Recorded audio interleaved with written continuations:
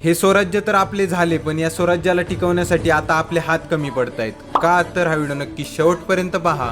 तर नमस्कार मित्रांनो, मी तेजस आणि या 20 गड संवर्धन सिरीजच्या 12व्या भागामध्ये आज मी आलो 140 किलोमीटरचा प्रवास करून किल्ले रोहिडावर, जिथे मी शिवकार्य प्रतिष्ठानच्या लहान मुलांसोबत या गडाची स्वच्छता करणार होतो.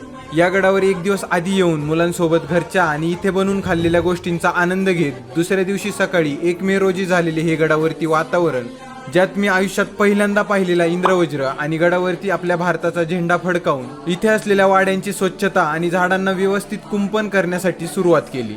जरी आपण शहरामध्ये राहत असलो तरी आपली निर्मिती निसर्गामध्ये झाली आहे, म्हणून अधूनमधून निसर्गाच्या सानिध्यात जाऊन आपण स्वतःला या गोष्टी करून चार्ज केले पाहिजे. तसेच प्रत्येक जण हे कार्य करून आनंदी होता. या गडावर अशी झाडे लावली होती ज्या झाडांना जास्त प्रमाणात पाणी न लागत ती कमी पाण्यावर मोठी होतील. त्याचबरोबर झाडांच्या कडेला लावलेल्या संरक्षणासाठी दगडी, पाणी टिकून राहावे म्हणून त्यात टाकलेले गवत आणि त्या झाडांना शेवटी गडाच्या टाक्यांमधले दिलेले पाणी, जे या झाडांना पावसाळा येईपर्यंत जिवंत ठेवेल. या गडांचा इतिहास, स्वच्छता, संवर्धन या मुलांकडून करून घेऊन ज्या प्रकारे या स्वराज्याला टिकवण्यासाठी हात कमी पडतायत, तिथे या नवीन पिढीला हे शिवकार्य प्रतिष्ठान टिकवण्यासाठी या लहान मुलांना तयार करतायत. शेवटी या आठवणींना आणि इतिहासाची ओढ असलेल्या इथल्या प्रत्येकाला पाहून नवीन ऊर्जेसोबत मी माझ्या पुढच्या प्रवासासाठी निघालो.